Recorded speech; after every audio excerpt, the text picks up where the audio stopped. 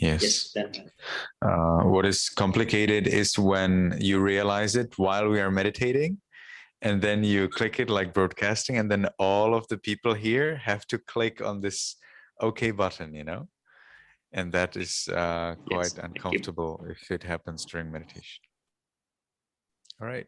So as we are sitting in a comfortable meditation posture with the back erect, side cast down, let's make the first determination in our minds voicelessly. Khi quý vị đã chọn cho mình được tư thế ngồi thoải mái, giữ lưng và cổ cho thẳng, gương mặt hơi cúi xuống và mắt hở, quý vị có thể có sự quyết tâm đầu tiên một cách thầm lặng ở trong tâm. From now on, for 15 minutes, I will meditate on muscles and radiate loving kindness without any movement. Kể từ thời điểm này đến khoảng 15 phút tới, tôi sẽ hành thiền quan sát các bó cơ và rải tâm từ mà không có sự dịch chuyển. From now on, for 15 minutes, I will meditate on muscles and radiate loving kindness without any movement. Kể từ thời điểm này đến khoảng 15 phút tới, tôi sẽ hành thiền quan sát các bó cơ và rải tâm từ mà không có sự dịch chuyển. From now on, for 15 minutes, I will meditate on muscles and radiate loving kindness without any movement. Kể từ thời điểm này đến khoảng 15 phút tới, tôi sẽ hành thiền quan sát các bó cơ và rải tâm từ mà không có sự dịch chuyển.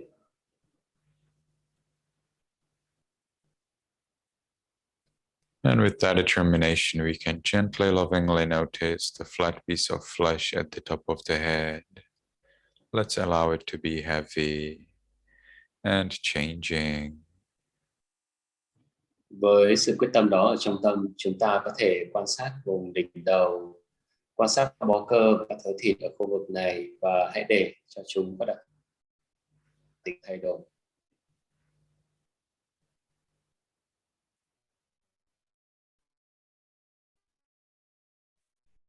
And we continue in this manner to the forehead.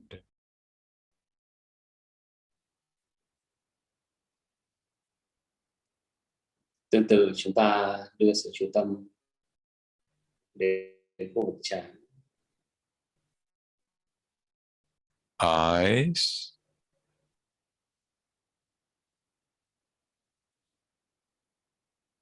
Khu vực mắt. Nose. Mũi. Lips. Môi. Chin.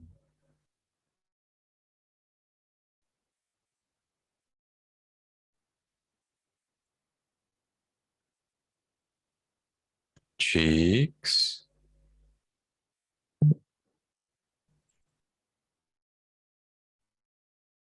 Hai bên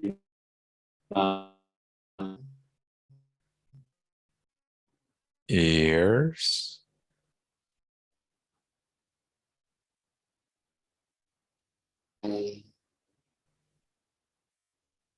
Back of the head. Đằng sau gáy.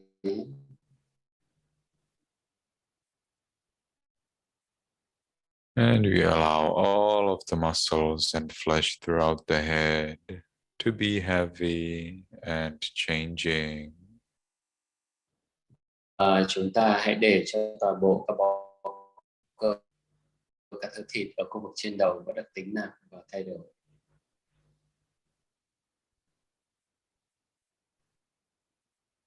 The neck. Chúng ta quan sát vùng cổ. Shoulders. Hai bên vai. Arms. Hai cái tay. Elbows. Khuỷu tay. Forearms. Cánh tay dưới. Wrists. cổ tay, palms, lòng bàn tay, fingers, các ngón tay,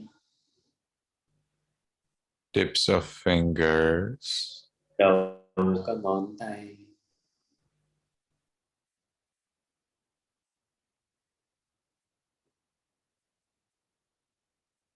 chest, vùng ngực,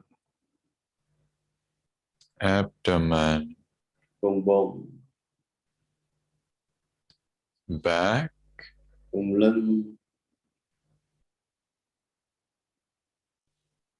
and we allow all of the muscles and flesh throughout the upper part of the body to be heavy and changing. và chúng ta hãy cho phép toàn bộ các bó cơ, các thớ thịt và khu vực thân trên có đặc tính nặng và thay đổi.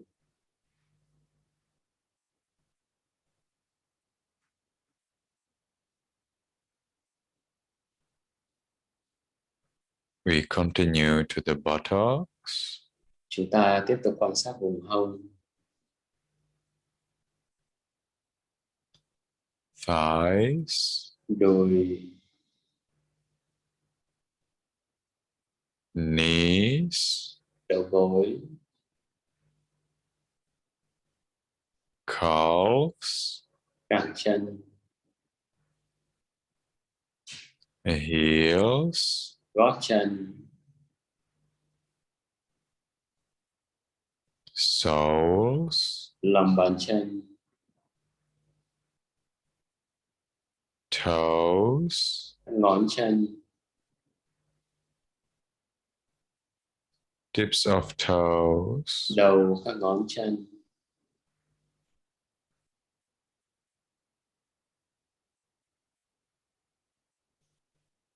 and we allow all of the muscles and flesh throughout the body to be heavy and changing.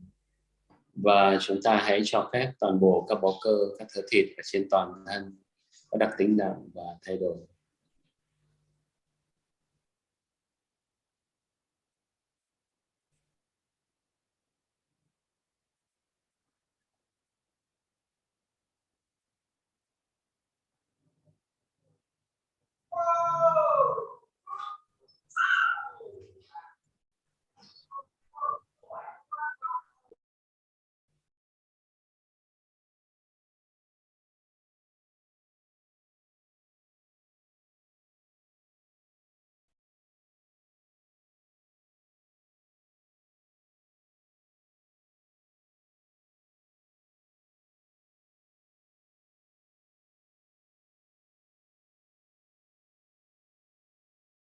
Now let's consider the peace we gain by detachment from the body and observe the nature of this peaceful experience. Và chúng ta sẽ đạt được sự bình an ở trong tâm khi chấp nhận sự thật về sự thay đổi vô thường của thân này. Và chúng ta hãy quan sát, tận hưởng cái sự bình an này ở trong tâm ở thời điểm hiện tại.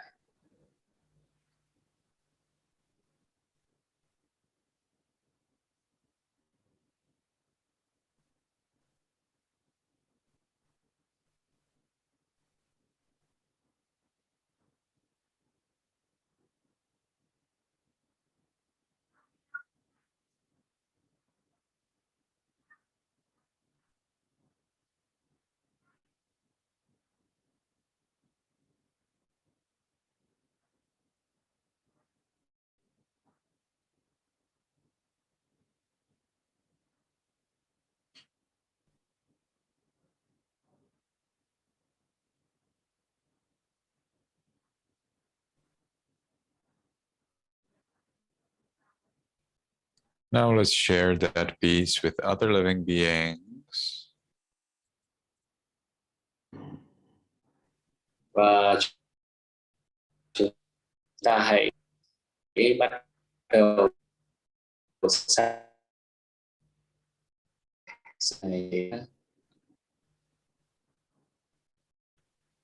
May all beings in this room be in peace.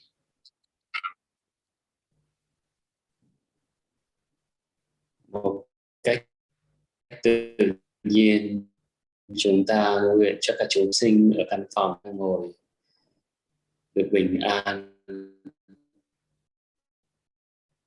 May all beings in this building be in peace. Câu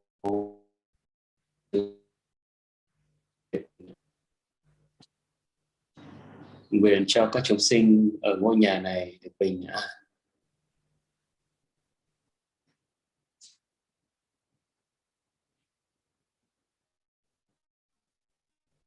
May all beings in this village or city be in peace.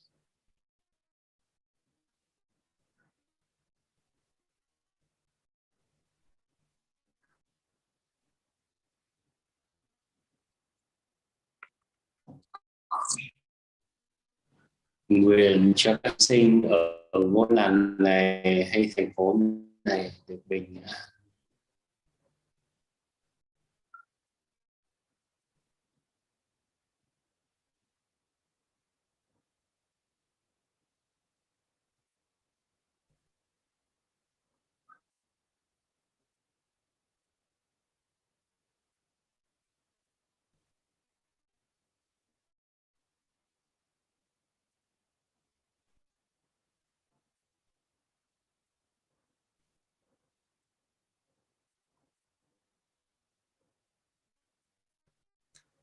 May all beings in this country be in peace.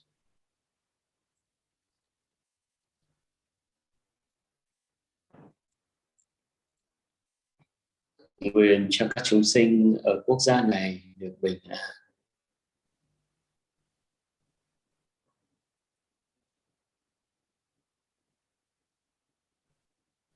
May all beings on this continent be in peace. Nguyện các chúng sinh ở châu lục này được bình an.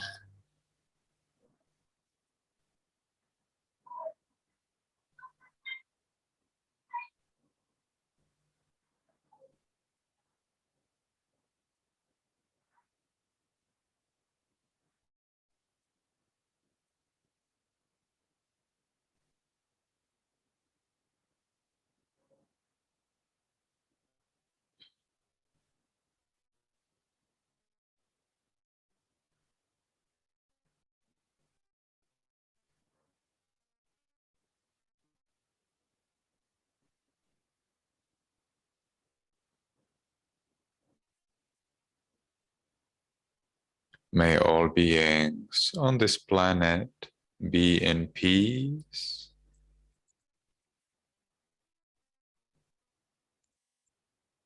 Nguyện cho các chúng sinh trên các hành tinh này được bình an.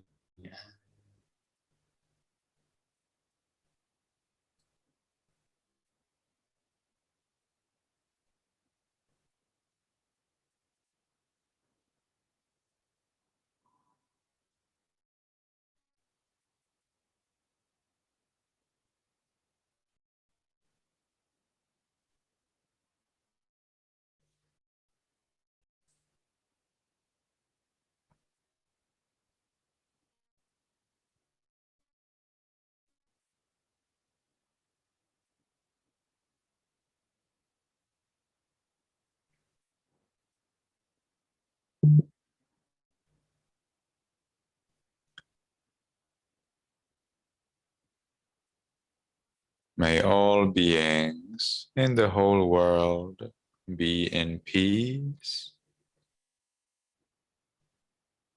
Nguyện cho các chúng sinh ở trên khắp thế gian được bình an.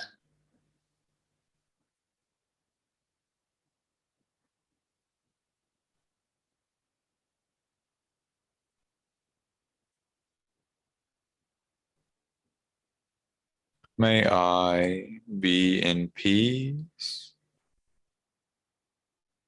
Nguyện cho tôi được bình an.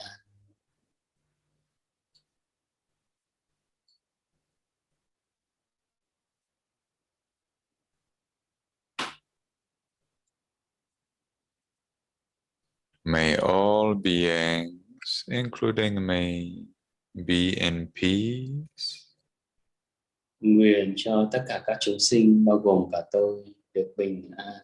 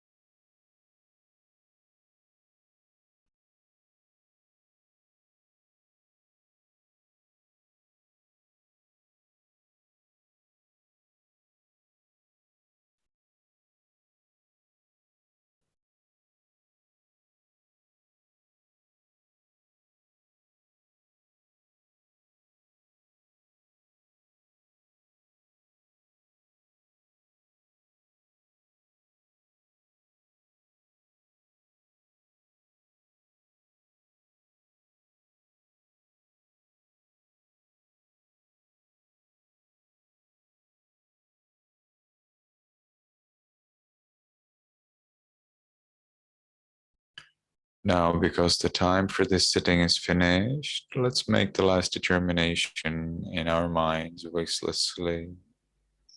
Bây giờ thời gian thiền chung của chúng ta đã hết. Chúng ta sẽ có sự quyết tâm cuối cùng ở trong tâm cách thầm.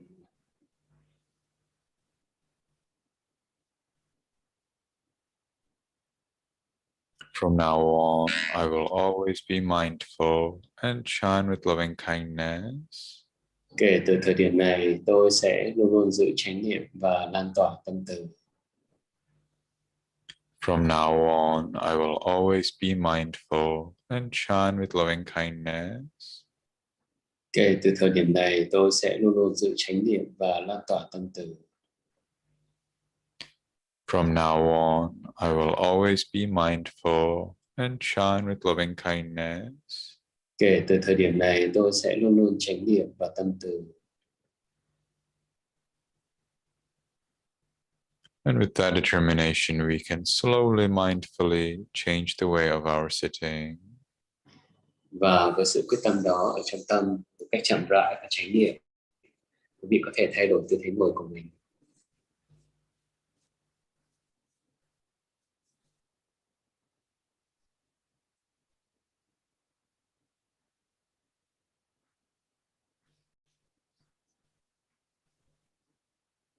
And when we have changed the way of our sitting, let's take one more minute during which we will mindfully enjoy the peace we gained in meditation. Và khi quý vị đã thay đổi tư thế ngồi của mình, chúng ta có thể dành ra khoảng 1 phút để quan sát và tận hưởng sự bình an mà chúng ta có được sau thời thiền.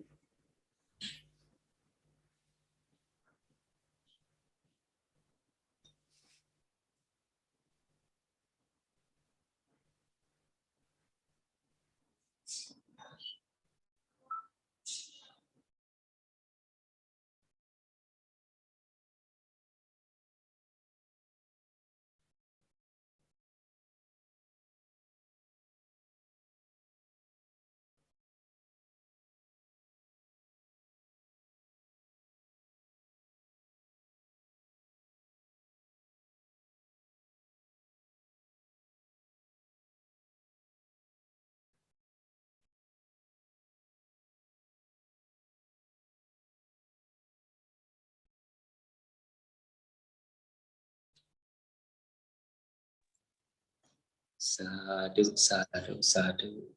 Thank you so much, Bhante. And now the time for Dhamma talk and question and answer. We would like to request Bhante to teach us Dhamma. Và hôm nay thì chúng ta sẽ rất là hoan hỉ được chào đón sư cô Liệu Pháp sẽ đến với Pháp hội để hỗ trợ chuyển cư sơ tứ nguyện. Và đến phần này chúng con xin cung thỉnh sư cô Liệu Pháp vào hỗ trợ cho Pháp hội. Dạ, kính bạch cô ạ. Good evening, Bhante. Dạ vâng, ban tổ chức. So Nice to meet you. today I'm requested to come and help to translate the lesson. Okay. Right. I would like to ask Yes. Mr. Binh and Mr. Lathan whether they noticed the mistake in question number 2 for today and whether they have corrected it in the Vietnamese Yes, version.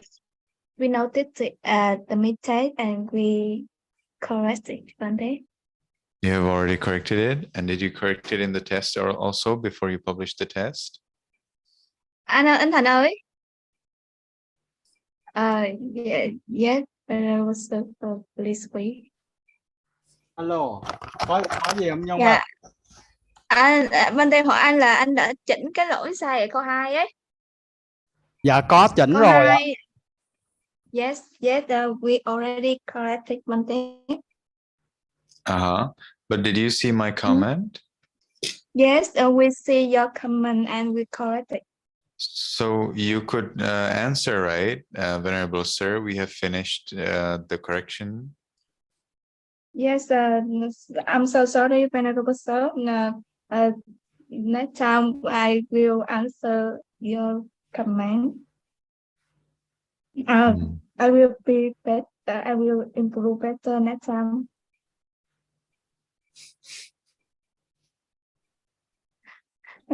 We're so sorry, Venerable Sir.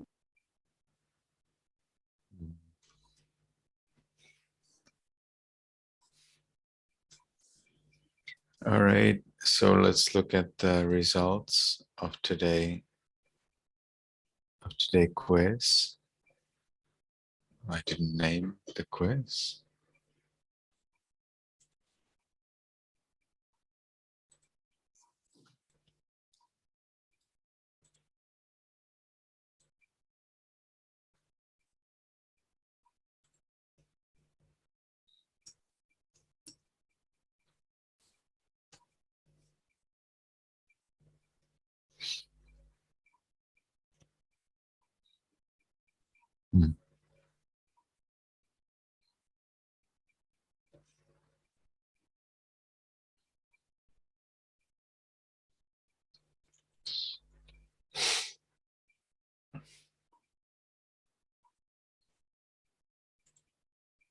So I would like to ask everyone who answered the test to please raise your hand. Ngài đề nghị là những người nào mà đã có làm bài tập rồi đó thì xin mời đưa tay lên.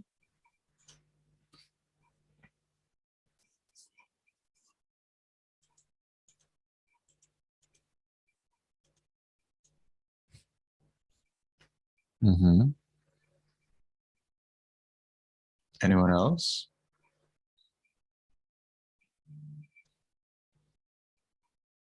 So we have 33, 34 people who answered the test. Is that right? Can you please repeat the question? Yeah. Ngài đề nghị là quý vị ai có làm bài tập rồi thì xin mời đưa tay lên. Và vì thấy hiện giờ chỉ có mới 36 người đưa tay trong tổng số trong room là hiện giờ 64 người.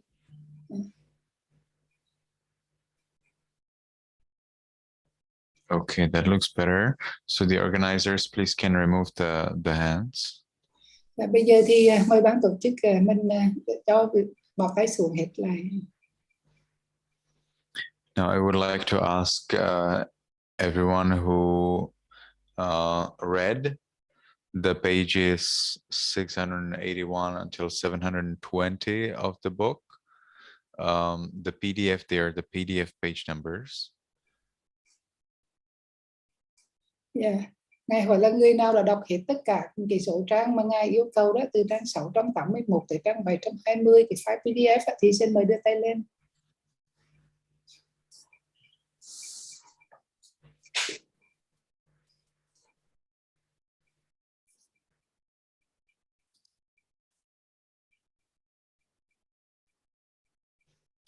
Okay, can you please repeat it?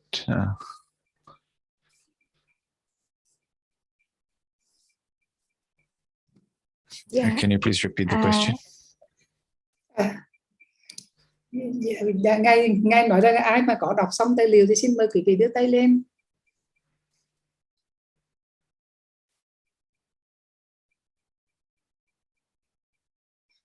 Both English and Vietnamese, either English or Vietnamese or only English?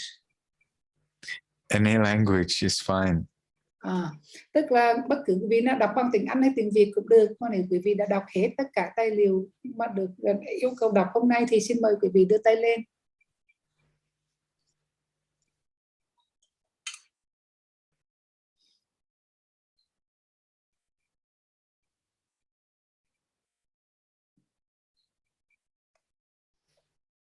Then something is strange because yesterday I think we had like 28 people reading the text, right? And today it's just 17. So I wonder whether the translation of my request was yesterday different from the one today. Ngài thắc mắc đó là vì sao mà cái số lượng quý vị đọc ngày hôm nay ít hơn. Ngày hôm qua là có 28 người đọc hết tài liệu, hôm nay thì chỉ có 17 người thôi. Có phải là bởi vì hôm qua là quý vị dịch bị sai cho nên là mọi người không có nắm được cái thông tin hay không?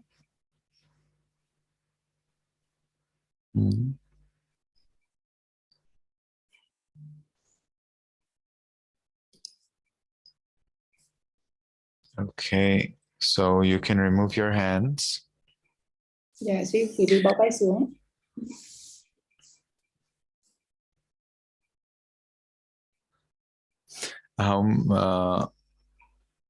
The translation of the whole book, the life and teachings of the Buddha, in Vietnamese, how many pages does that translation have altogether? Ngài hỏi là cái bản dịch của cái cuốn sách này đó thì trong tiếng Việt là toàn bộ là bao nhiêu trang? Anh Thành ơi, anh trả lời giúp em là có bao nhiêu trang anh ơi? Alo, chào chú. Dạ, bao nhiêu trang? Dạ 7. Dạ, cô đợi tí để con check lại tí ạ. Tim con check lại.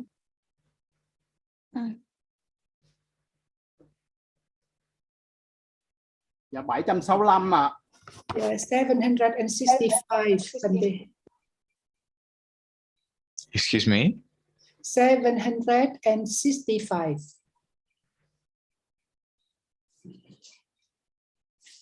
Of the whole book? Yes. The English version of the book has 800 pages. Is it possible that the Vietnamese translation would have less pages?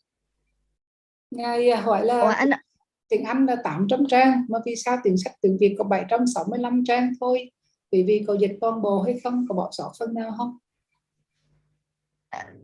Thu Thắm ơi, em check hộ chị là cái bản dịch đó là team mình phụ trách đó, là có dịch đủ không em ơi? Anh Thành ơi. Alo, dạ cái đó chắc kiểm tra sau chứ giờ kiểm không được à. Bởi vì nhiều người dịch rồi không? Dạ Dạ đúng rồi ạ. But they said that they don't know is there any part to be skipped. They have to check before they can answer you. Anh Việt ơi, em hỏi tí. This version has 808 pages. Seems like we have also several versions. Sao chủ Việt có thể nói là có 808 trang? Yes. Because some chapter it translated by two people. So now maybe the Võ Văn Việt version had many more pages then other one. Yes. Yes. So here one chapter is translated by 2 people. Okay. And I think there is one sentence there. They said that because in the Vietnamese version, there is no introduction. The introduction part is not translated. I see. But we actually did read introduction, and I think some of the first questions in the first part of the course were coming from the introduction. But it is not translated. Then I'm amazed. How did the students then read it? Có phải vậy không Nhung? Tức là có một chị hồi này. Dạ, chúng tôi không dịch cái phần giới thiệu cô ạ. Thì dạ, ngày chính xác là như vậy ạ. Dân phân giới thiệu thì vì sao cái ngày đầu tiên mà ngày dạy đó thì mọi người lại có thể đọc được, thì lấy tài liệu đó ra để đọc. Dạ, bản tiếng Việt lúc vào phần 1 ấy thì nó thiếu phần giới thiệu, tụi con đã xin lỗi tất cả hội chúng rồi ạ. She said that on the first day, the Vietnamese version is not complete. Then the organizers has already apologized to the class. We're so sorry about so it would be good if it could be completed at some time, so that yes, I saw even a printed version.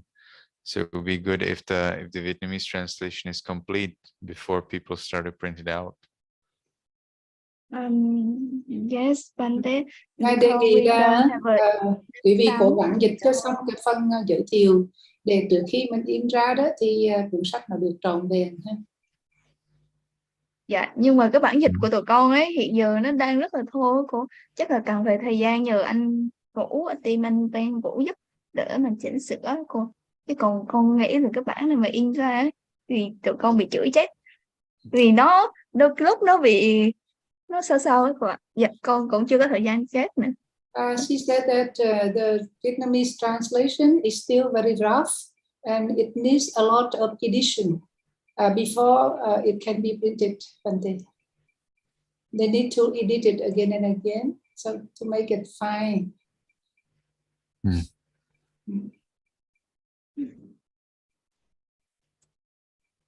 Oh yes, there will definitely need to be a lot of corrections.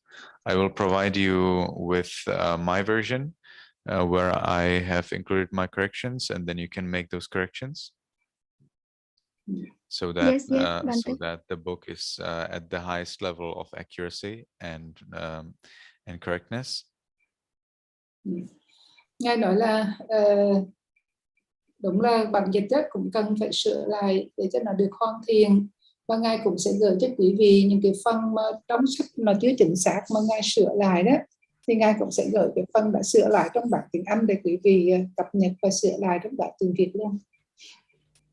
I plan to send my corrections also to the author of this book, but first I need to finish reading the book before I send the corrections. So when that is done, I hope to send it to him, and we will see if he receives it, if he accepts it, and if he makes some changes. Ngài nói rằng là Ngài có dự định sẽ gửi những cái phần mà sửa lỗi của cuốn sách này cho vị tác giả của cuốn sách, nhưng mà phải chờ đến khi Ngài dạy xong và biết qua hết tất cả các phần rồi đó thì sẽ gửi một lần luôn. Mà không biết là vị tác giả đó khi mà nhận rồi thì có sửa hay không, thì cái đó còn tùy thuộc.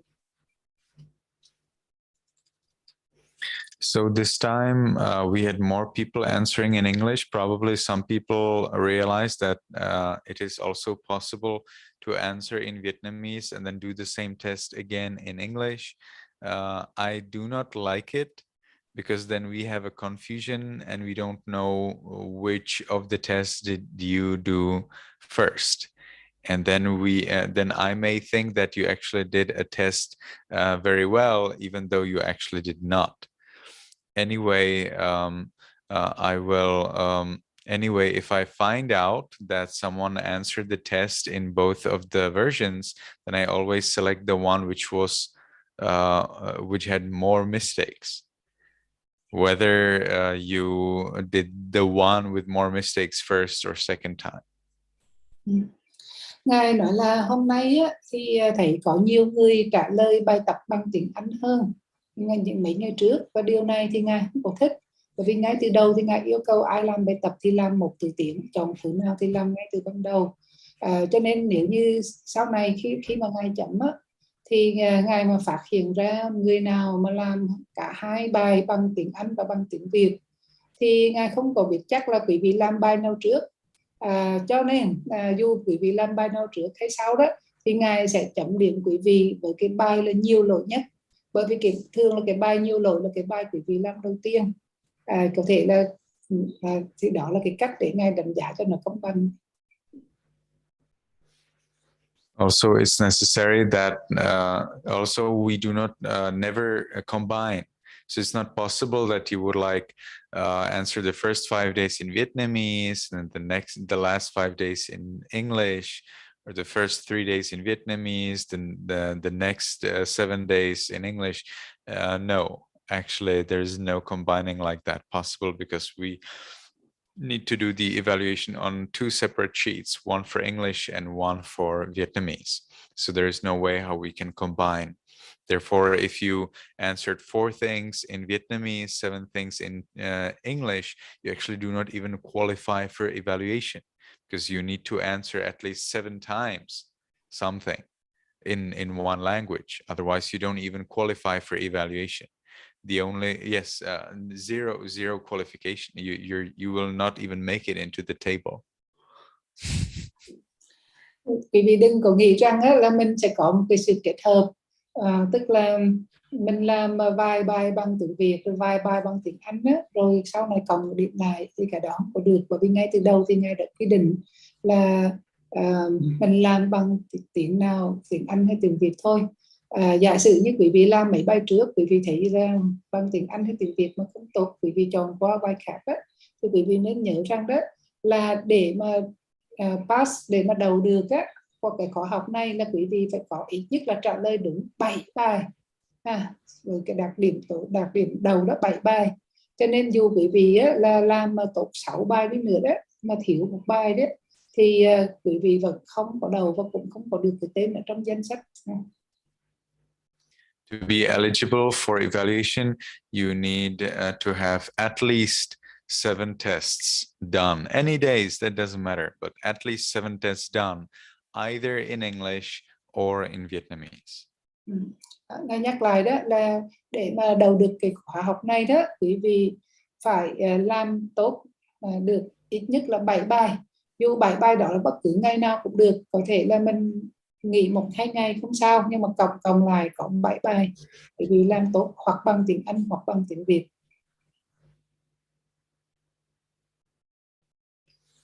Okay, so let's look at the results. Bây giờ thì chúng ta đi vào xem kết quả.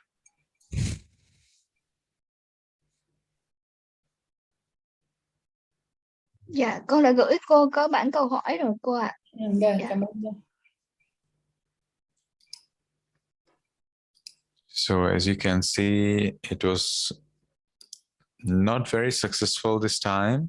Also, if we look at the results, we get only only 6 people out of 60. Only 10% of people actually passed the test. So it seems it was quite difficult. Hôm nay thì kết quả không có tốt lắm, chỉ có 6 người là trả lời đúng được hết tất cả các câu hỏi thôi. So I would like to encourage you all to continue in your ardent reading, because the reading is very, very difficult. Like today, the text that we are reading, a lot of it I've never heard, never read before. So many of new things, so much of new information. I have so many new notes, long notes. Never heard those things. Many of those things I've never heard before. And still they are very important. So even though we are so far in that book, still there is a plenty of new knowledge.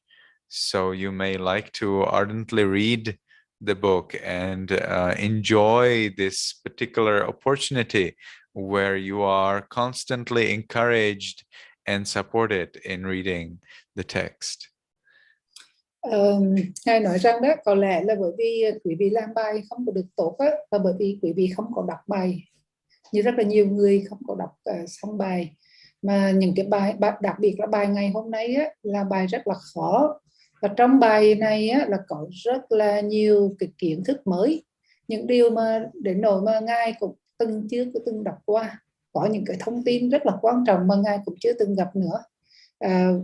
Và chúng ta đã đọc tới cũng đã đi qua tới cái phần này rồi đó, vậy mà vẫn còn có rất là nhiều điều mới mẻ, và có những điều là có lẽ là quý vị cũng sẽ là gặp được lần đầu tiên, cho nên á, Ngài khuyên rằng là mọi người nên cố gắng dành nhiều thời gian hơn và nhiệt tâm hơn trong việc đọc sách, vì nếu như quý vị không có đọc sách á, thì quý vị không còn nắm bắt được tất cả những cái thông tin đó để mà làm tốt cái bài tập. So this time the most difficult question was number 4. Câu hỏi khó nhất là câu hỏi số 4. What is the relationship of rapture, piti, and happiness, sukha? The correct answer is rapture is always accompanied by happiness. All the other three are simply wrong.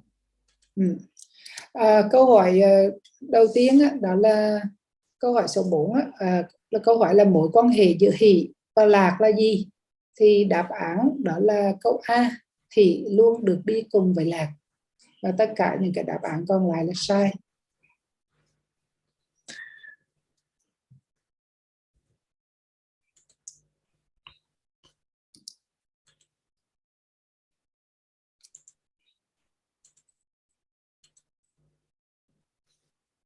So you could have realized the answer yourself if you applied your present knowledge already, but I found it interesting to think about that.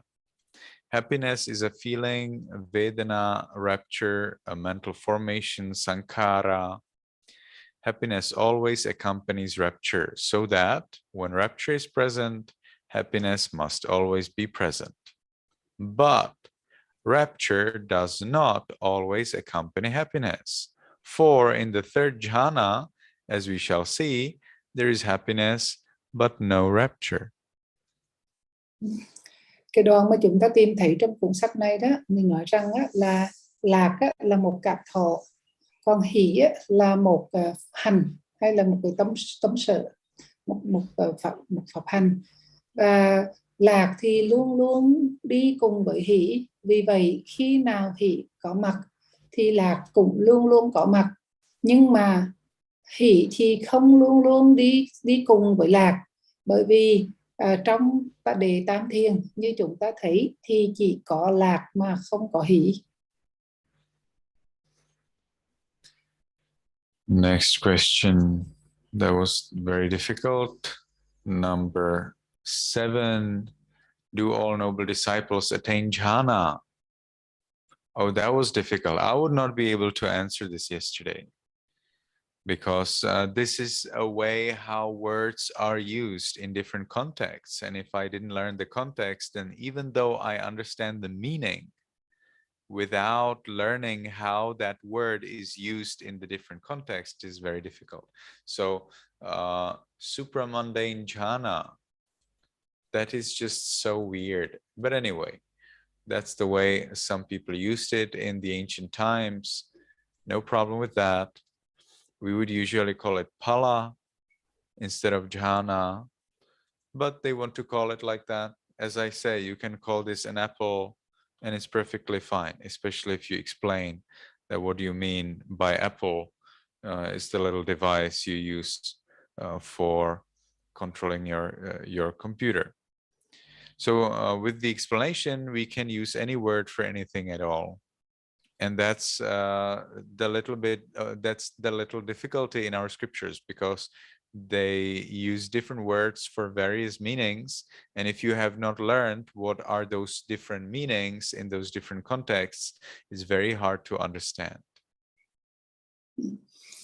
Câu hỏi mà cũng khó thứ hai đó, đó là câu số 7, là có phải tất cả các vị thánh đệ tử đều chứng đắc bậc thiền định hay không? Thì ở đây đó là có cái câu này đó cũng hơi khó, bởi vì trong này có hai cái từ cho mình phân biệt, đó là siêu Brahman, tức là siêu thế, thiền siêu thế và thiền hiệp thế. Vậy thì Ngài nói rằng là đối với Ngài đôi lúc cũng rất là khó để mà định nghĩa thế nào gọi là thiền siêu thế. Tuy nhiên đó là cũng một cách gọi thôi, bởi vì ví dụ như là có người họ cầm bóng chuột nhưng mà họ nói đó là trái táo, hay là thì là cũng là một cái cách gọi mà nó chỉ cho một cái dụng cụ để mà mình điều khiển cái máy tính thôi. Cho nên câu hỏi này thì chúng ta phải nắm được cái khái niệm là thiền hiệp thể và thiền siêu thể là như thế nào. There was a little inaccuracy in the question number 7. Do all noble disciples? More accurate is all noble ones. So all noble ones, as we saw, acquire supramundane jhana. Trong câu này đó thì đoạn một được tô màu xanh đó, chúng ta thấy cái câu đầu tiên đó là tất cả các bậc thánh như chúng ta thấy thì đều đạt được thiền siêu thế.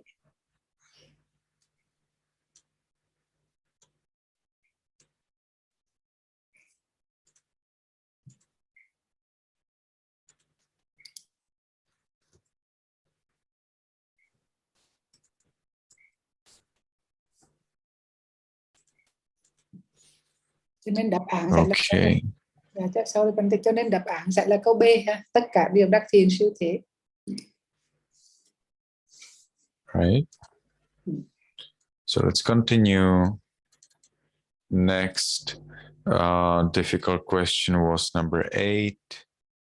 What do all arahants who are panya vimutta, liberated by wisdom, lack? Indeed, I also would not know this yesterday. So the correct answer is B. They lack attainment of immaterial jhanas. And the author describes it quite in detail, that the author takes some time to explain this. It is very close to the end of the section for today.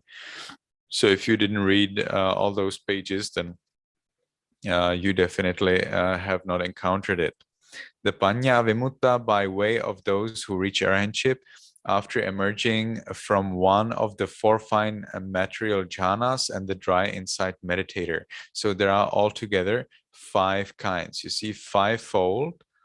So panya vimutta, they are 5-fold.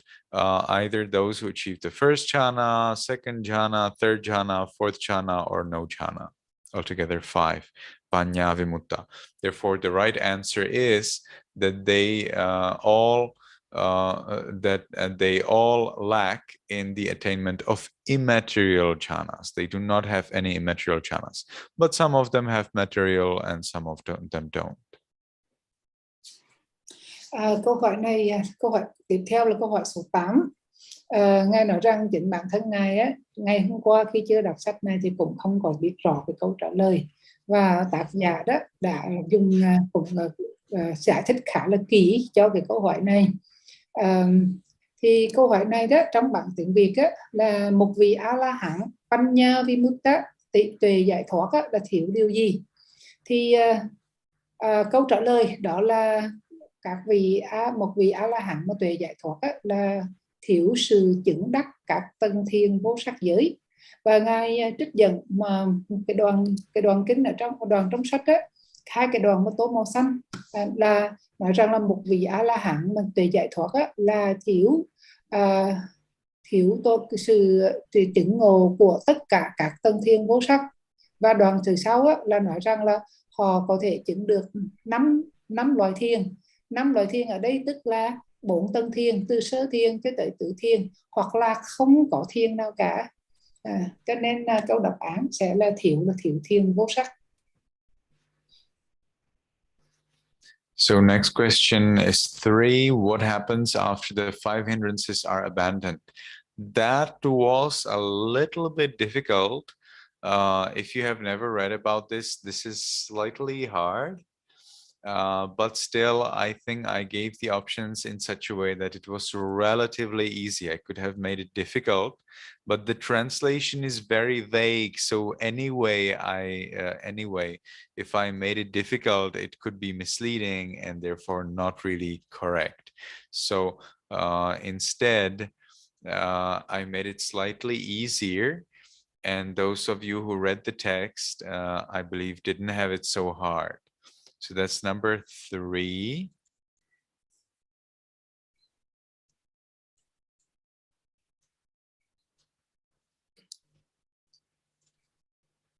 When the disciple sees the 5 hindrances abandoned in himself, gladness arises within him. Thus gladdened, rapture arises in him. And when he is rapturous, his body becomes tranquil. Tranquility, in turn, leads to happiness, on the basis of which the mind becomes concentrated. So the right answer was A, gladness, rapture, tranquility, happiness, and then concentration. Câu tiếp theo là câu số 3. Câu số 3 ở đây đó là điều gì xảy ra khi 5 triền cái bị đè nén hay đoạn trừ.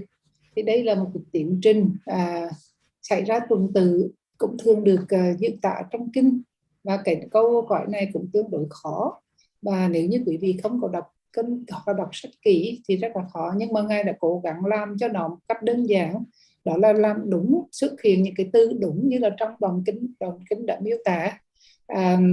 Và đáp án của câu này đó là câu A, hân hoan dẫn đến hỷ, hỷ dẫn đến định tĩnh, định tĩnh dẫn đến lạc, lạc là dẫn đến định. Y như là trong cái đoạn mà được tô màu xanh đó, và đoạn này dịch rằng là khi một vị đệ tử mà thấy 5 triền cái đã được trừ tận, được diệt trừ ở trong vị đó thì hân hoan khởi lên, và khi tâm đã hân hoan thì hỷ khởi lên, và khi mà người đã có sự hoan hỷ thì thân người đó được trở nên định tĩnh, và khi định tĩnh thì nó dẫn tới lạc, và căn cứ trên lạc tâm trở nên được có định. Thì đây là cái đoạn để diễn tả cái tiến trình tâm của một người khi hành thiền. All right. So let's continue to another question that will be 43. Then must be this one, right? 6. Question number 6. What kind of neutrality, upekha, is experienced in the 3rd jhana? And it was the options B, specific neutrality, and that is translated as inner balance by the author of the book.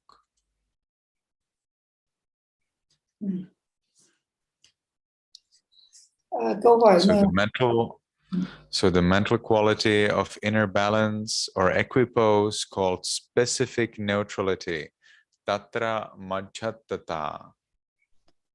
What did I use? Specific, yes, sorry, I wrote it correct.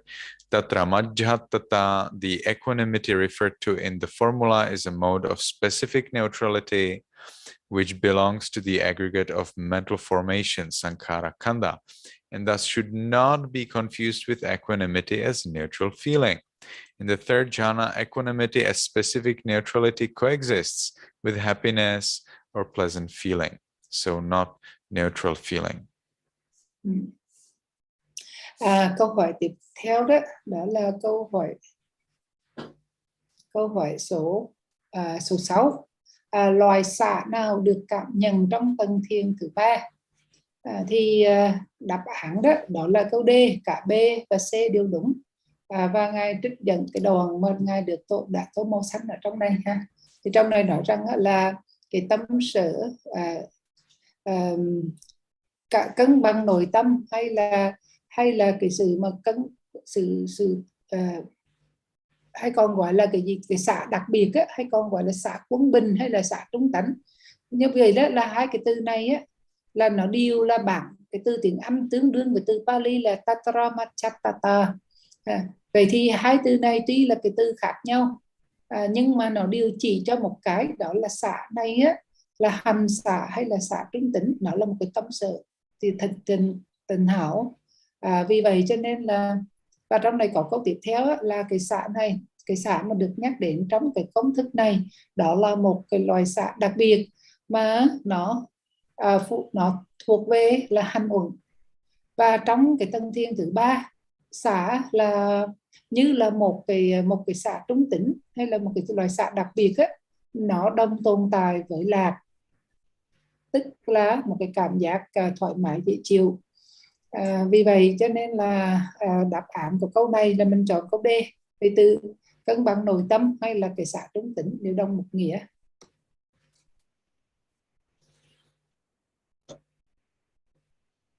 Okay. Then let's look at question number 2. Number 9. I think I will not explain 9 and 10 because I explained them the day before, and because you made the mistake, the system should show you what's the right answer, right? So I will not explain them unless you ask me a question when there is time for questions. So we will just skip those to get more time, for new things, because it doesn't make much sense for me to repeat if we can spend the time by something new, by something you've not heard before. And therefore, we can continue to question number 2, and that's, when does the counterpart sign, patibhaga nimitta, arise? And the correct answer is C, both A, at the complete separation of the hindrances, and B, at the attainment of access concentration.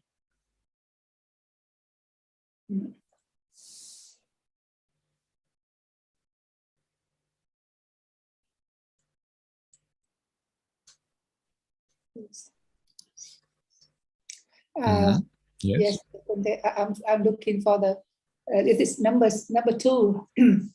Yeah. Yes. Yeah. Trước khi mà ngài đưa qua có câu hỏi số 2 là câu hỏi sai nhiều đó, thì thật ra có một câu hỏi quý vị trả lời sai cũng nhiều là câu số 9.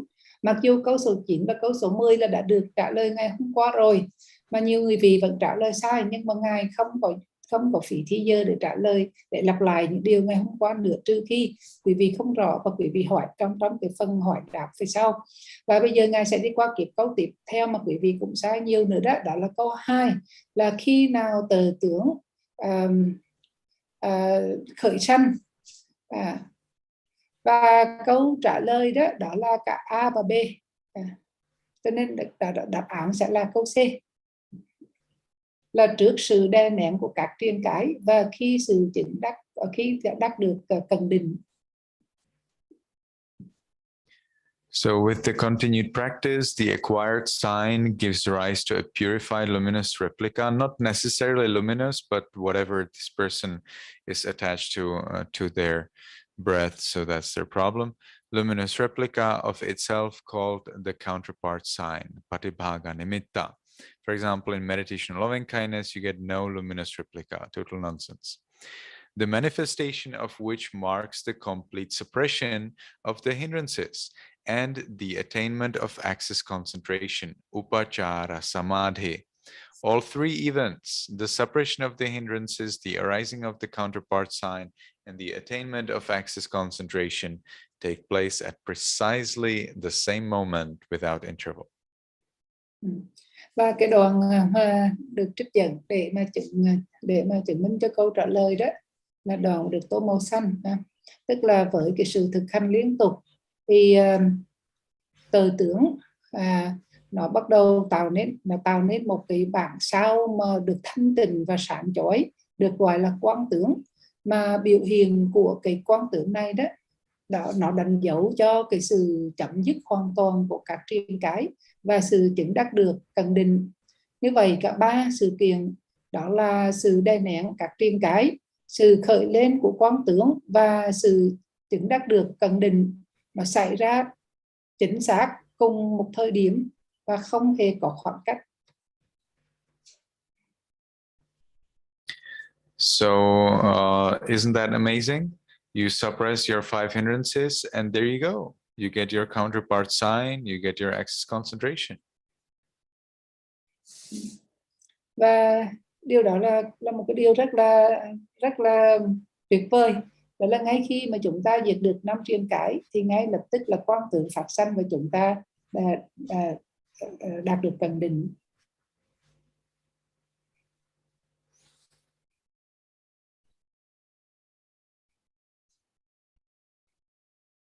So let's look at question number 5. Which of these jhana factors is not present in the second jhana? How could you have that wrong? That's basic knowledge. So equanimity is not present in the second jhana. In the third jhana, there is a specific equanimity. In the fourth jhana, there are both equanimities, the specific one as well as the feeling one. In the second one, not yet. No equanimity yet. Câu tiếp theo là câu số 1. Điều nào sau đây không phải là một chi phần của cái tầng thiền thứ nhất? Thì câu trả lời đó là cả ba. Câu D tức là cả ba chi phần trên. Sorry. But, I think that it's, sorry, but so you just mentioned number 5. Yes. Okay, yes. Câu hỏi xin lỗi quý vị. Câu hỏi số 5. Câu hỏi số 5 là thiền chi nào sau đây không có ở trong nhị thiền? Thì có 4 đáp án được đề ra, đó là hỷ, lạc, xả và nhất tâm. Thì như vậy trong nhị thiền là có hỷ, có lạc, có nhất tâm nhưng mà thiếu xả, cho nên câu đáp án sẽ là xả.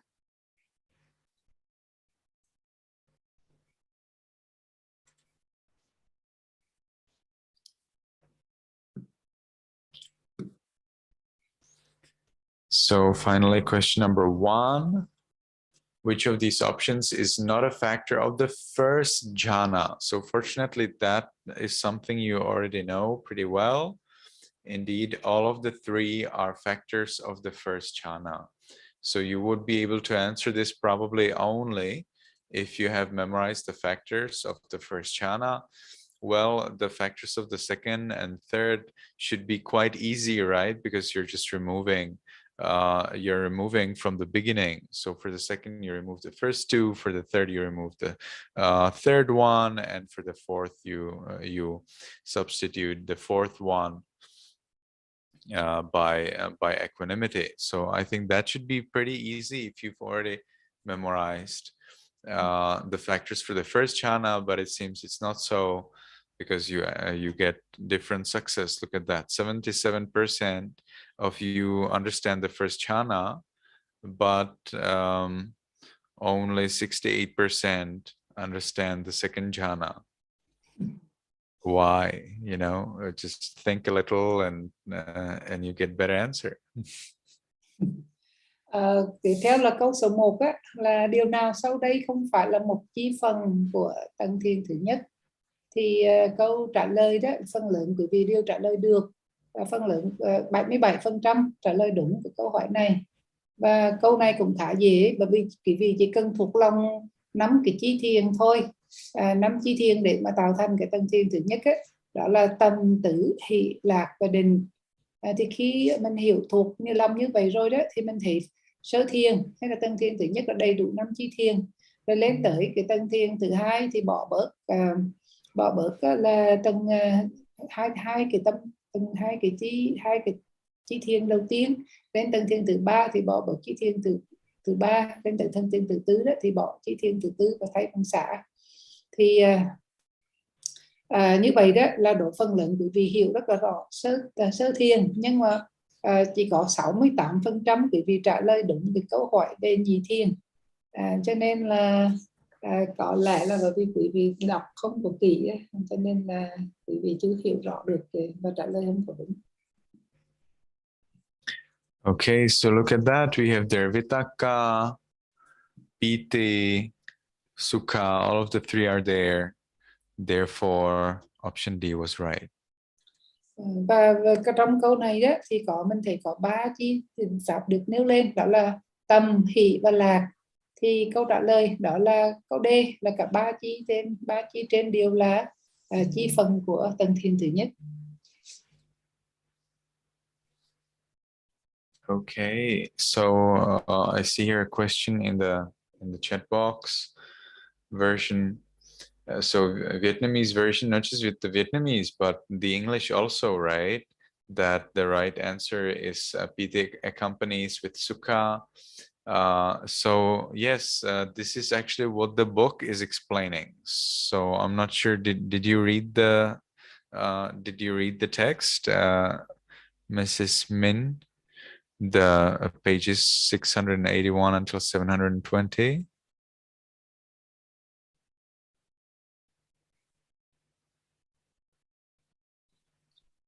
Ở đây đó thì có Minh đặt câu hỏi là câu số 4, mà trong bản tiếng Việt á, thì nói là hỷ luôn luôn đi cùng với xả là đúng.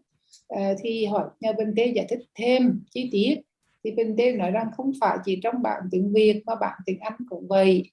Và Ngài đề nghị là nên đọc lại cái số trang mà hồi nãy Ngài có trích dẫn. I don't see her here. Do we have Mrs. Min here? Min Tam or Min? Mình. Many people called Min today. So the one who asked the question, that's just Min. Please turn on your video and tell me, did you read 681 until 720? The one who asked the question. Ngài nói là trong đây có người trên chừng có chữ Minh quá, nhưng mà Minh á, cái người mà đặt câu hỏi đó thì xin mời mở camera và trả lời cho Ngài biết là đã đọc hết cái tài liệu mà cần đọc hôm nay chưa. Xin Ngài đề nghị là mở camera. I see. Yes. Okay, we got the answer in the comment. All right. So if you read it, actually, you will get so much of amazing knowledge you cannot imagine. So read it. Ngài nói rằng là nếu như quý vị mà đọc tài liệu hôm nay thì quý vị sẽ gặp được rất là nhiều cái kiến thức rất là lạ, rất là hay. Vì vậy mọi người nên cố gắng đọc cái tài liệu. So we can read the relevant section here together, so that you can appreciate how detailed is the exposition in there.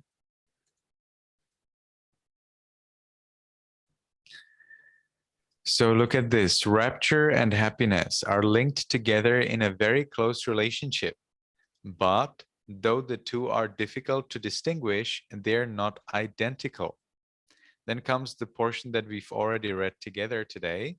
That is that happiness has rapture in the way that rapture needs happiness, but happiness doesn't need rapture. And then we get here a very beautiful metaphor. All of this, oh, that's so beautiful, so easy, nice to read, easy to understand. About a young gentleman who's thirsty, and he finds out that there is a pond with drinking water, and he hears about it, and he's so happy and joyful. Then as he approaches, he's even more joyful. Then he drinks the water, he bathes in the pond. Then he adorns his body by the lotuses, eats some of the plants in that pond. And then he dries his clothes on the sun, and then he returns, then he lies down under a tree and enjoys, oh bliss, oh bliss. And that is happiness. That is happiness. There, it's like the more peaceful part. And the author then explains, since rapture and happiness coexist in the first jhana, This simile should not be taken to imply that they are mutually exclusive. Its purport is to suggest that rapture gains prominence before happiness, for which it helps provide a causal foundation. And there is some more important, a very interesting explanation and more. So you may like to read it to enjoy this wealth of interesting and practical knowledge. Hồi nãy thì mình có hỏi là cái số trang đó, thì thấy hồi nãy ngài có đưa đến cái số trang là 691 ha, 693. Đó là bản tiếng Anh đó, trang mà đang được mở ra. Thì trong này có cái câu chuyện minh họa về cái người mà thấy được cái hồ nước từ xa, rồi hoan hỷ mà đến khi mà vào trong được đó uống rồi tắm, rồi khi đó mới thật sự là cảm nhận được cái sự cảm giác thoải mái đó. Thì cái mà chị mới nghe thấy mà vui đó là hỷ, còn mà khi nào thực sự mà hưởng thụ thì cái đó gọi là lạc.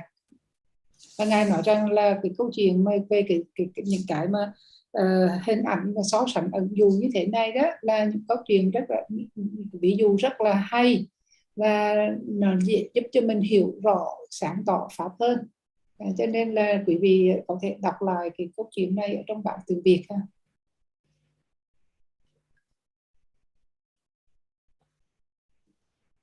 Okay.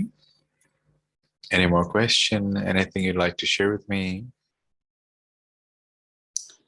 Dạ, quý vị có câu hỏi nào khác nữa không? As for question 6, that's page 698 of the PDF file. Let's look at it together. Câu hỏi số 6 là trang 698 của bản tiếng Anh.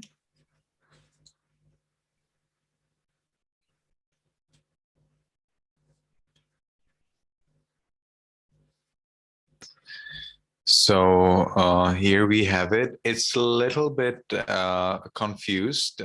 The text seems to me a little bit confused. So you need to read carefully.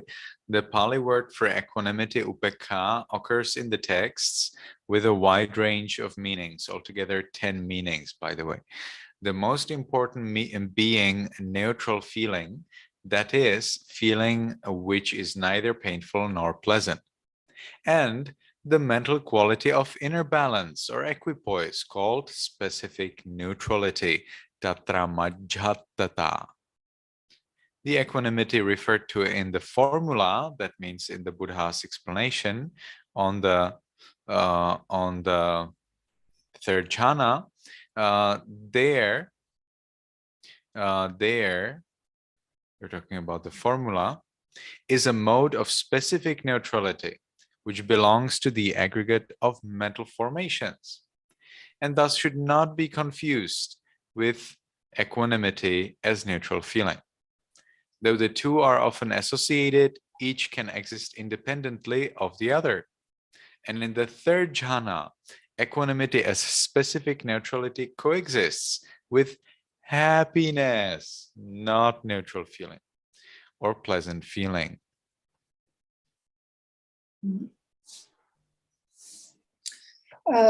Có vị muốn hỏi rõ thêm về câu hỏi số 6 đó, là hỏi cái từ xả ở trong thiền thứ 3 thì gọi là xả gì đó.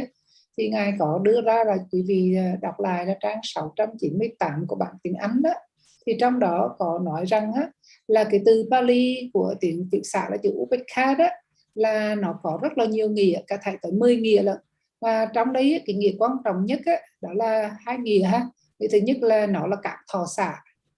Cảm thọ xả là cái cảm thọ mà không khổ, không lạc á, gọi là cảm thọ xả.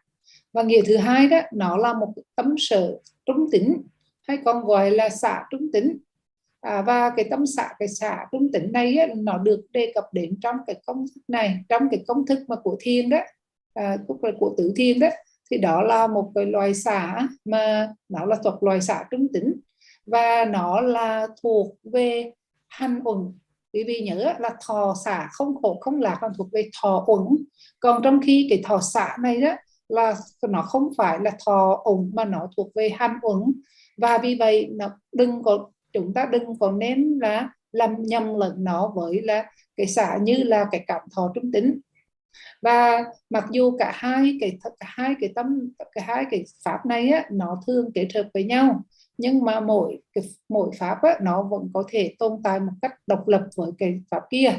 Và trong cái tầng thiền thứ ba đó thì xả như là một cái sự quân cân bằng nội tâm đó, hay là cái xả trung tính đặc biệt á, thì nó đồng tồn tại với lạc, hay còn gọi là thọ lạc. Như vậy là mặc dù là có thọ xả nhưng mà vẫn có thể có thọ lạc, bởi vì xả này nó không phải là cảm thọ mà nó là trung tính, nó là tâm sở trung tính. Đấy, quý vị nhớ là trong tầng thiền thứ ba chứ không phải thứ tư ha. Trong tầng thiền thứ ba thì xả trung tính nó đi với thọ lạc.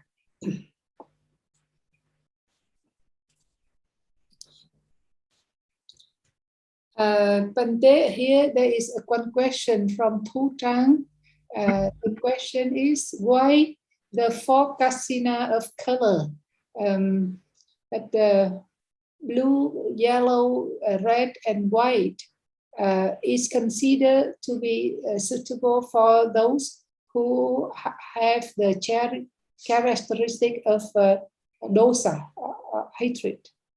And they said that and also the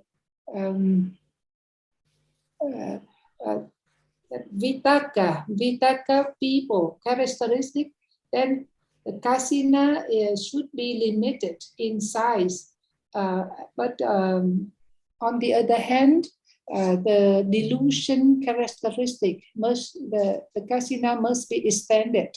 So they want to know what is the reason. I don't know why these colors are specifically selected, and I don't know why are they recommended to the anger temperament. I can think of the reason why they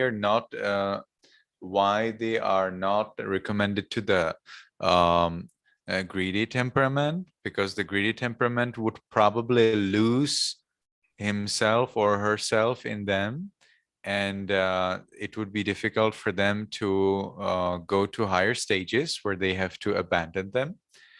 But still, even for the anger temperament, it is interesting that that this is what they're suggested.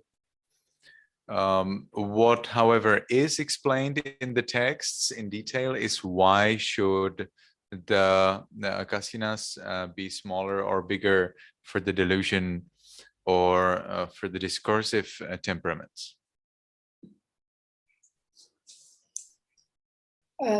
Ngài nói rằng đó là Ngài cũng không có đọc thấy ở đâu và cũng không có hiểu, không biết rõ là vì sao mà 4 cái kasina màu xanh vàng đỏ trắng đó thì được coi là hợp với tánh sân, nhưng mà biết rằng đó là nó không có hợp với người có tánh tham. Bởi vì khi người có tánh tham mà họ chọn kasina màu sắc ấy, thì họ dễ bị dính mắc vào trong cái màu sắc, cho nên là rất khó để cho họ mà từ bỏ nó để mà đi vào các cái trạng thái tâm cao hơn. Và về cái việc là kasina mà giới hạn kích thước hay là mở rộng ra đó thì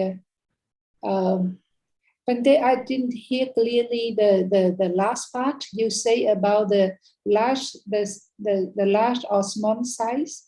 So is there any yes, relatively smaller should be provided to the discursive temperament, and the relatively larger should be provided to the deluded temperament. So, but they ask why? I will explain. Yes. Okay. That was not the complete answer. Okay. Yes, because I thought that I miss it. No, you didn't. No. So the discursive element has it small, so that the discursive element discursive temperament doesn't have so much space to get lost in it. Như vậy whereas the deluded temperament has a larger kasina, so that they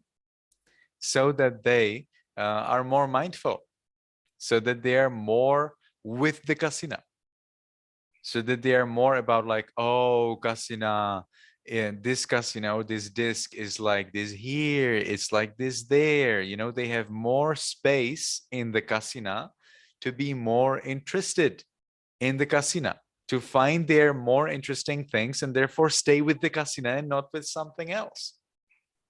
That means not with something else means with nothing. That's why they're the deluded temperament. Now, the discursive temperament, of course, they need it smaller, because if it is bigger, they will see, oh, look at this. This little thing reminds me of a bug. That little thing reminds me of a butterfly. Oh, all of this actually reminds me of a face of my friend or something else. So they need a smaller kasina, the discursive element, discursive temperament. Với cái người mà có tánh tâm á, vì người ta hay suy nghĩ, người ta hay liên tưởng, cho nên á, là cái casino là cần phải nhỏ. Bởi vì nếu như casino mà càng lớn đó, thì họ nhìn họ nói, ồ, cái này nó giống con bò, ồ, cái kia nó giống con bướm, ồ, cái này sao giống con mặt của người bạn của tôi. Cho nên họ bị lạc lối ở trong cái casino.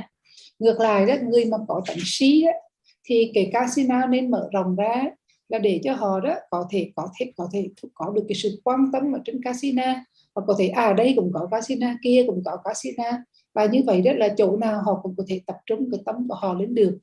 Còn nếu không thì tâm của họ nó sẽ bị mơ mịt, họ không có thấy rõ cái casino. So this was my simplification of the explanation that you can find in Visuddhimagga, where the Visuddhimagga itself suggests the smaller kasina for discursive and larger kasina for deluded temperaments.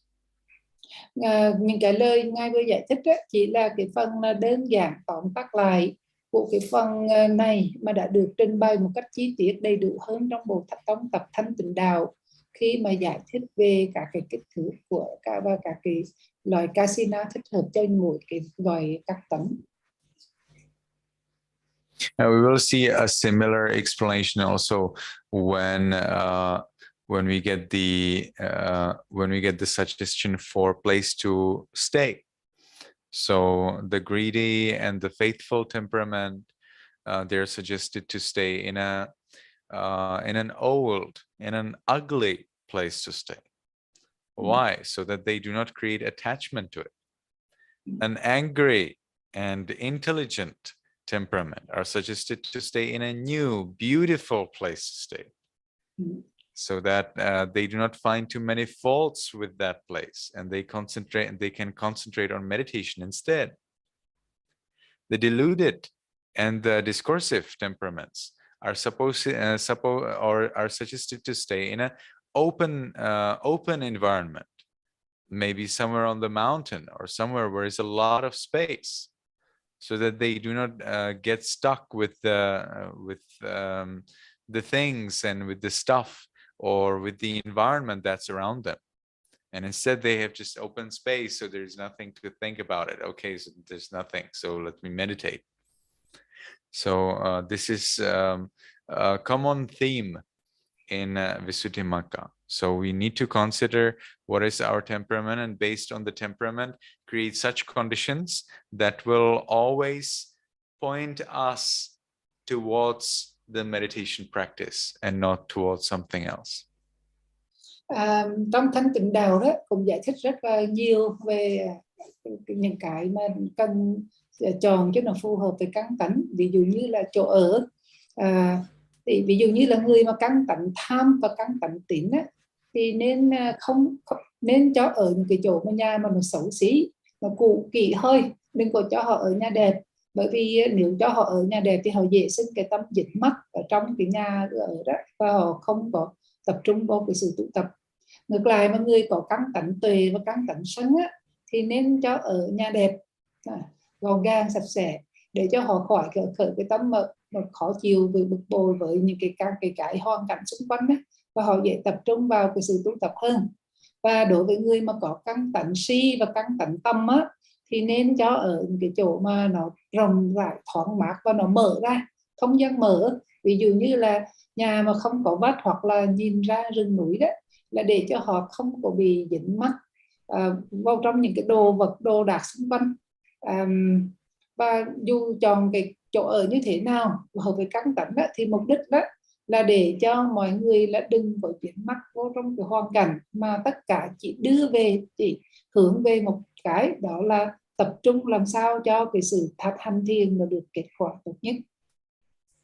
Vì vậy cho nên mỗi người đó cần phải xác định ra là mình thuộc căn tánh nào, để mình chọn một cái loại chỗ ở thích hợp cho mình, để cho pháp hành của mình là được phát triển tốt đẹp.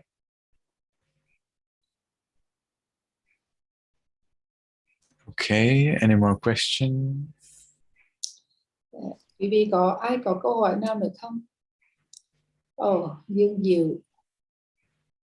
Con xin dịch cái câu hỏi của bạn Dương Diệu là ngài thưa Bần Tê, ngài có thể chia sẻ với chúng con là như mà Đức Phật đã chỉ dạy đó, thì chúng ta nên bắt đầu bằng việc là tụng kinh rải tâm từ trước, và sau đó đó là thực hành phương pháp thiền định trên 40 đề mục, và sau đó là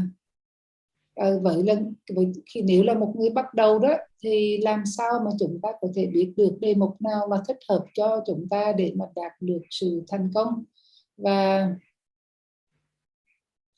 chúng ta có cần là phải có được cái kiến thức căn bản trước, rồi sau đó chúng ta mới bắt đầu thực tập thiền hay không?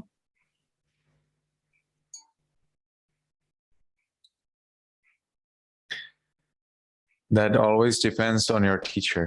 Your teacher must decide what is suitable for you now, what is suitable for you next time, and different teachers will decide something else. So just follow the teacher's instruction and see if that works for you. And if it doesn't work for you, then search another teacher and see if that works for you. Ngài nói rằng điều đó là hoàn toàn phụ thuộc vào vị thầy. Vị thầy sẽ biết được là cái đề mục nào là phụ thuộc cho mỗi người học trò, đó là giai đoạn đầu hay là giai đoạn sau đó.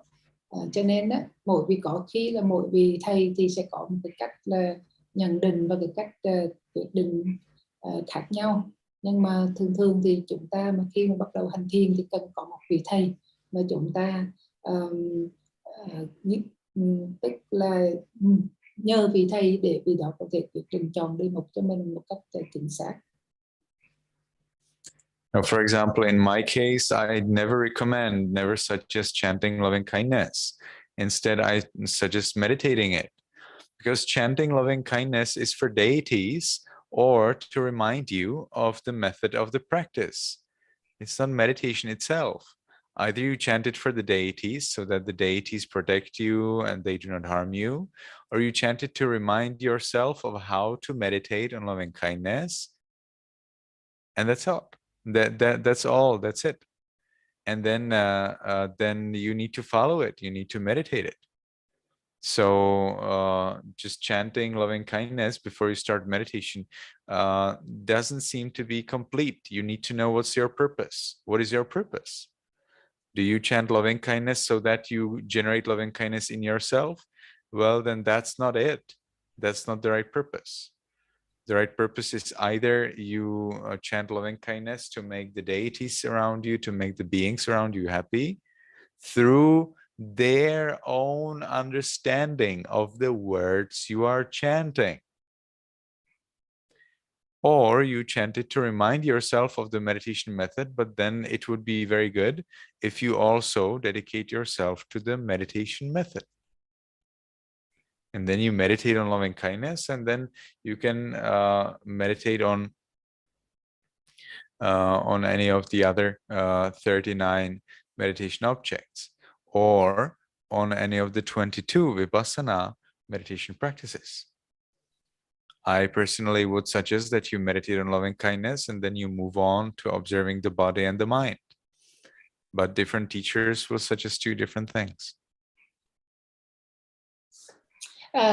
Trong đây thì quý vị nói là cũng nên chúng ta bắt đầu bằng cái cách tụng kinh tâm tư đó, thì ngài nói theo ngài thì ngài không có khuyến khích Không có khuyên quý vị là nên bắt đầu bằng việc hành kinh từ bi. Bởi vì kinh tâm từ đó, mục đích đó, phần lớn là khi chúng ta tụng kinh tâm từ đó, là để cho chia rải cái tâm từ để cho chư thiên. Và mục đích là gì? Là để cho chư thiên khi mà họ nghe, họ hiểu được từng cái từ trong cái bài kinh mà chúng ta đọc á, thì cái tâm của họ cũng được có sự hiểu biết, có cái tâm từ đó, thì họ được sự an vui. Hoặc là chúng ta đọc cái kinh tâm từ đó để chúng ta nhớ lại, và sau đó chúng ta thực hành tâm từ. Còn cái bản thân cái việc tụng kinh đó không phải là việc hành thiền. Và nếu như trong cái cách của Ngài dạy đó, thì Ngài sẽ dạy là chúng ta thực hành là thiền tâm từ thực sự. Và sau khi chúng ta thành thiền tâm từ rồi đó, thì chúng ta sẽ quan sát thân và tâm. Rồi có thể sau đó là chúng ta có thể chọn một trong 40 đề mục của thiền chỉ, hoặc là một trong 22 đề mục của thiền quán. Và như vậy đó là chúng ta có thể chọn bất cứ một cái đề mục nào. Yes. So let's give opportunity for the last question.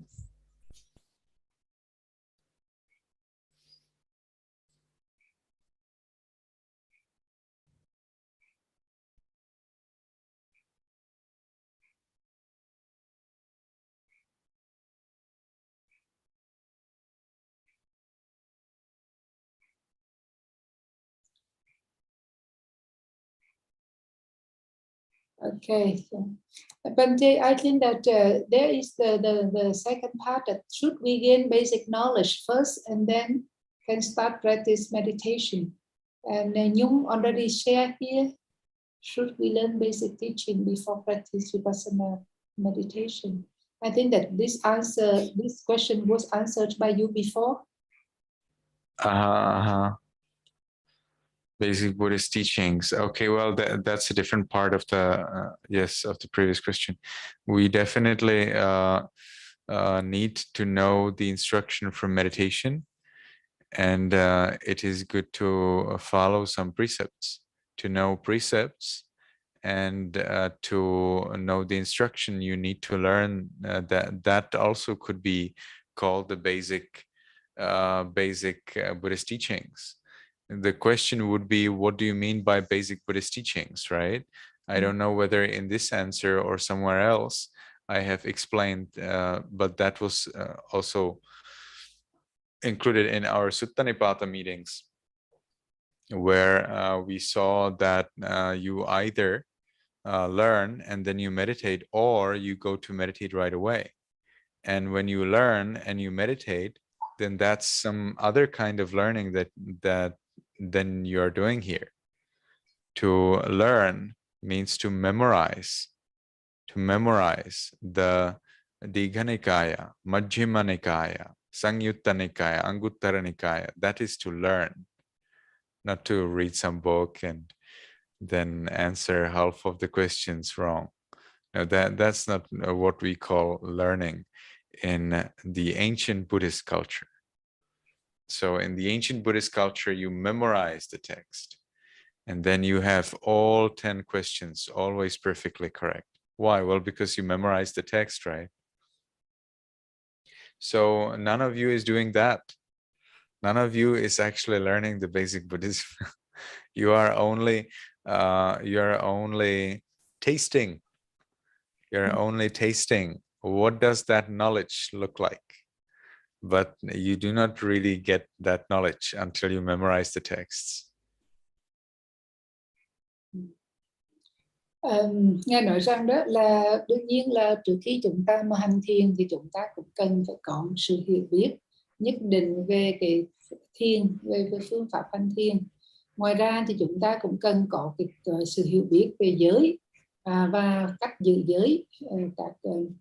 Và nếu như mình nói là học á, thì học là mình nói kiến thức căn bản, thì thế nào gọi là kiến thức căn bản, thế nào gọi là học. Bởi vì nếu như học á, mà nói rất đúng theo cái nền văn hóa Phật giáo mà cổ xưa đó, thì khi mà nói học tức là phải học thuộc lòng. Thời Đức Phật đó, hoặc là thời sau này cũng vậy, học là phải học thuộc lòng. Ví dụ như phải học thuộc lòng trường bộ hay trung bộ hay tăng chi hay tương ứng. Bởi vì còn bình thường thời bây giờ đó thì chúng ta hầu như là chúng ta không phải học theo cái cách đó. Chúng ta chỉ giống như là mình bị thử đi niệm thôi, mình thử niệm, thử Đức Phật dạy cái gì chúng ta nghe qua, đọc qua sơ sơ vậy thôi. Mà khi chúng ta đọc qua sơ sơ như vậy thì chúng ta không có hiểu rõ. Bằng chỉ có khi nào mà học thuộc lòng thì chúng ta có thể gọi là rất là thẩm thấu với những lời dạy của Đức Phật. Cho nên đó, khi mình nói là học cái căn bản thì mình nói là học theo cái nghĩa là chỉ cần biết, là biết qua về lý thuyết để sau đó chúng ta đi vào cái thực hành.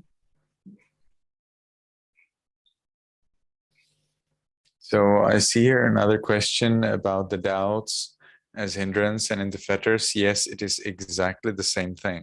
And you will see it with the other hindrances as well.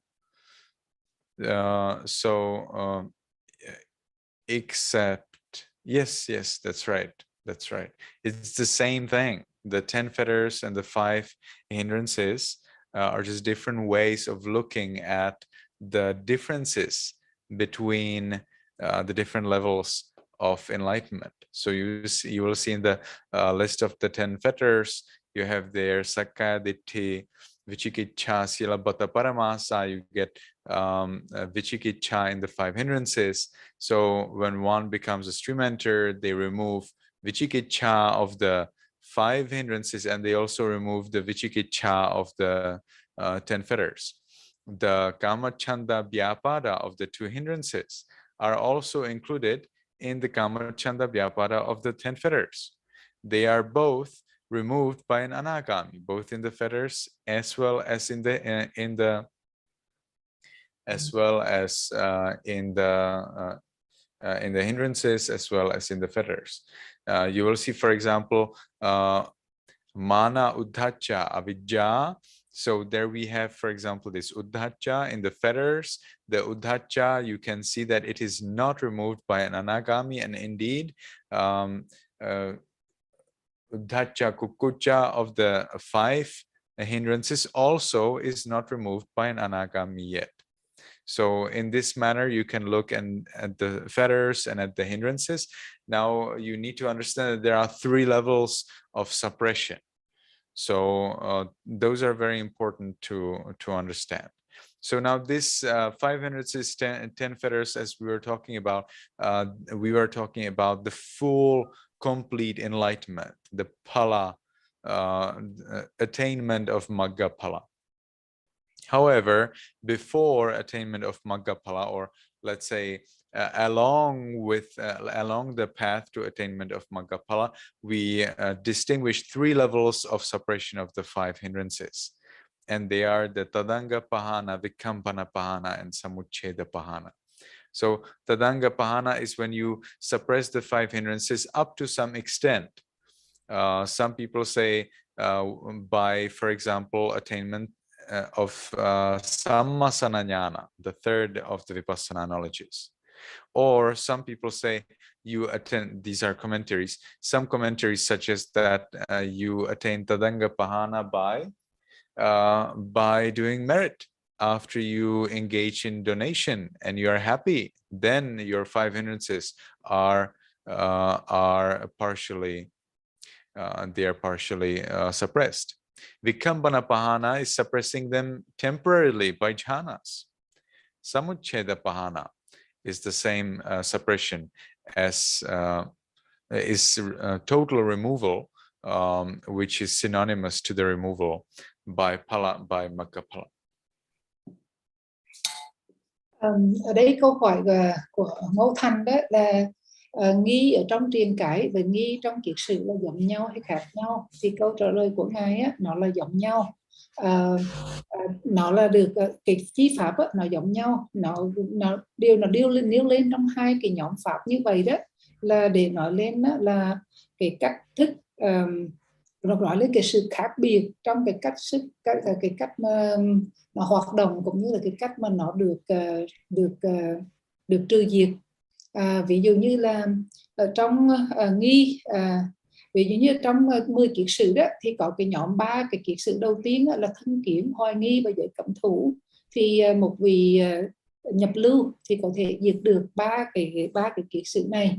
Còn nghi mà ở trong truyền cái đó thì là tất cả 5 cái truyền cái này đó thì một vị mà họ mà đạt được cái thiền thứ nhất, chí thiền thứ nhất thì họ cũng đã có thể nói là làm đè nén được các cái nghi cùng với là các cái truyền cái khác.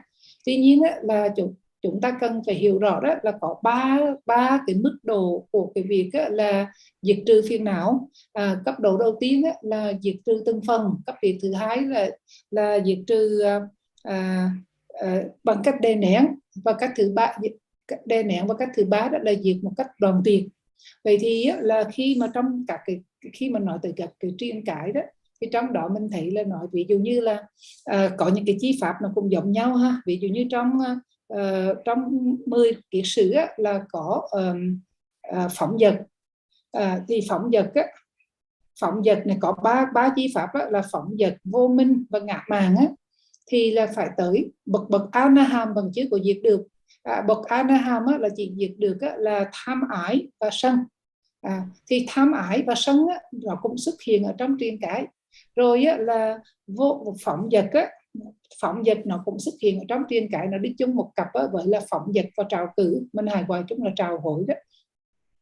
Vậy thì mình thấy là nó có cả từng nhóm như vậy là trong truyền cái nó cũng có, và trong kiết sử nó cũng có. Nhưng mà trong truyền cái khi mà nó được đoạn diệt thì nó diệt bằng cách đè nén thôi. Nhưng mà trong kiết sử đó, khi một bậc thánh, ví dụ như bậc thánh nhập lưu mà diệt 3 kiết sử đó là diệt một cách đoàn tuyệt, là tức là thân kiến, hoài nghi và giới cấm thủ. Rồi một bậc A-ra-hán mà diệt dục ái và sân là cũng diệt một cách đoàn tuyệt. Và bậc A-ra-hán mà diệt trừ là gọi là phóng dật hay là trào cử đó cũng diệt một cách đoàn tuyệt. Còn phía bên truyền cái đó thì khi mà diệt bằng cách đè nén bằng thiền thôi. Nhưng mà khi người ta xuất ra khỏi thiền đó thì các cái truyền cái đó nó vẫn có cái cơ hội khởi lên.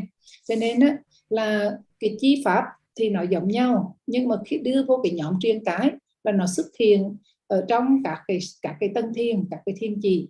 Còn các cái và do nó được đoàn tuyệt bằng cách đó là đoàn tuyệt bằng cách diệt trừ bằng cách đè nén. Còn nhóm mà kiết sử là nó xuất hiện trong các cái phần đạo quả. Và như vậy đó là khi mà các cái vì mà các 4 tầng đạo quả đó, 4 tầng phala tức là quả đó, nó là kết quả của các cái tấm đạo, và các cái tấm đạo này nó diệt các cái kiết sử đó, thì nó diệt là bằng cái đạo trí đó, thì khi mà đã diệt là diệt một cách đoàn tuyệt, không có còn sinh khởi trở lại. Và khi một bậc A-la-hán mà diệt hết toàn bộ các kiết sử thì các kiết sử này nó không bao giờ khởi trở lại nữa. Thì đó là cái điểm giống. Khi mà nói về cái chi pháp thì nó giống, nhưng mà về các cái cách trừ diệt thì chúng ta phải nhớ là có các cái giai đoạn hoặc là các cái mức độ nó trừ diệt khác nhau. So I wish you all that you have plenty of time. Now on Saturday, Sunday, hopefully you do not have any planned visits or travels or trips or resolutions or organizing things or meeting people. Instead, I hope that you have planned to fully dedicate yourself to complete reading of our book, so that you can gain really the maximum of this course, and make use of this time when we have questions answers. Well, if you didn't read the book, then you will not have the right questions answers, and then later when you come across this problem, you may not have the opportunity to just ask me like this, right? So I think this is a very very auspicious time for your theoretical Dhamma knowledge, which can then serve as a very reliable, stable, strong, firm basis for your practical training. Nghe nói rằng đó ngày mai là ngày cuối tuần, vì ngày hy vọng rằng là quý vị không có những cái kế hoạch tiệc tùng rồi đi chơi hay là thăm hỏi bạn bè, mà thay vào đó quý vị dùng cái thời gian nghỉ ngơi cuối tuần của mình để mà đọc sách nhiều hơn. Bởi vì nếu như quý vị không có đọc sách á, thì quý vị không biết cái gì để hỏi trong cái giờ mà hỏi đáp này. Mà nếu như thay vì quý vị đã đọc qua rồi đó, thì quý vị sẽ có những chỗ mình chưa có rõ, chưa có hiểu. Thì đây là cái cơ hội, cái thời giờ này, cái giờ mà đặt câu hỏi này chính là cơ hội rất tốt để quý vị đặt những cái câu hỏi mà quý vị chưa hiểu. Còn nếu như bây giờ quý vị không có hỏi nữa, thì sau này quý vị mà đọc sách trở lại, thì khi đó muốn hỏi thì không còn cơ hội để hỏi nữa. Vì vậy cho nên là quý vị cố gắng trong thời gian cái khóa học này dành nhiều thời gian để mà đọc sách. Về khi mà quý vị đọc như vậy thì quý vị sẽ có được một cái kiến thức rất là vững chắc về cái pháp học, và chính cái kiến thức đó nó sẽ giúp cho quý vị thực hành một cách nó vững vàng và đúng đắn hơn. Cho nên đây là cái lời khích lệ của Ngài dành cho quý vị trong cái ngày của tuần. May you be happy, may you be healthy, may you soon attain the eternal bliss of Nibbana. Ngài chúc quý vị được sức khỏe, an vui, hạnh phúc và sớm đạt được đạo quả giải thoát Nibbana. Sadhu, sadhu, sadhu. Thank you very much, Venerable Sir.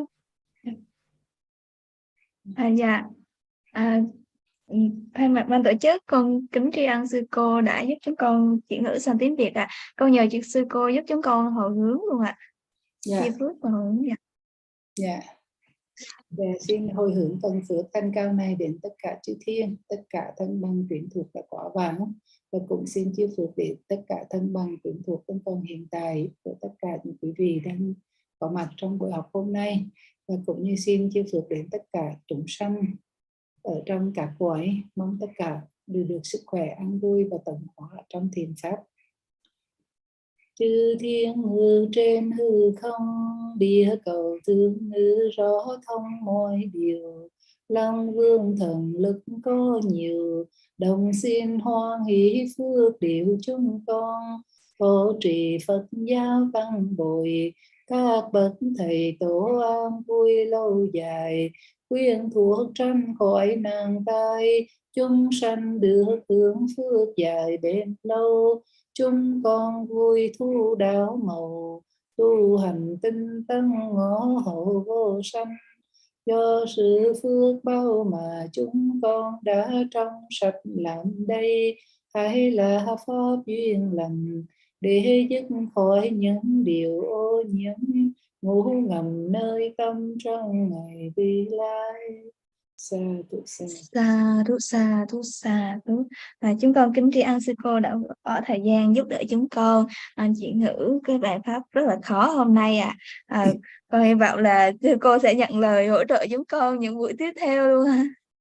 Tối mai là có cuộc họp rồi, cho nên là được. Và khi nào mà hôm trước còn nói với Nhung rồi đó, thường mà mấy bạn dịch được thì các bạn cứ cố gắng dịch, coi như đây là cơ hội mình thực tập luôn. Và có hôm nào mà phải trục trặc hay là bận hay gì mà trở ngại thì sư cô cố gắng vào giúp thôi ha. Cũng muốn là con kính tri ân sư cô luôn luôn cứu con những cái thời khắc rất là gay cấn như thế này Trời ơi, lúc tối hôm nay con đọc tài liệu con chả hiểu cái gì hết, cái thôi rồi tiêu rồi, nên là con nhờ sư cô. Tối nay mà câu mà khó nhất là chính là cái câu hỏi của chú Ngô Thanh kìa. Câu đó Ngài trả lời rất là dài. Cái câu mà so sánh kiết sử với là truyền cải đó, nghĩ trong kiết sử và truyền cải đó, mà Ngài dùng toàn cái từ Pali không đó, cho nên Pali không đúng rồi. Cảm ơn sư cô. Có buổi đó mà bạn nào không có Pali thì hơi khó dịch đó, đúng không? Phải chàng rồi dùng từ Pali cả. Và có sư cô thì Vante mới trả lời những cái câu hỏi rất là khó như thế này với hội chúng mới được lợi lạc. Chúng con luôn là rất là biết ơn sư cô đã giúp đỡ chúng con. Sa thú. Con cũng cảm ơn ban tổ chức. Xin chào mọi người.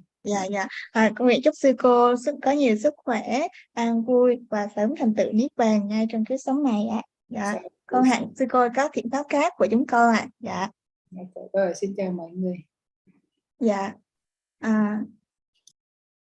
Thay mặt ban tổ chức, con kính tri ân quý vị đã tham gia buổi pháp hội ngày hôm nay. Nguyện chúc quý vị tinh tấn tu học để thấy được niết bàn ngay trong kiếp sống này.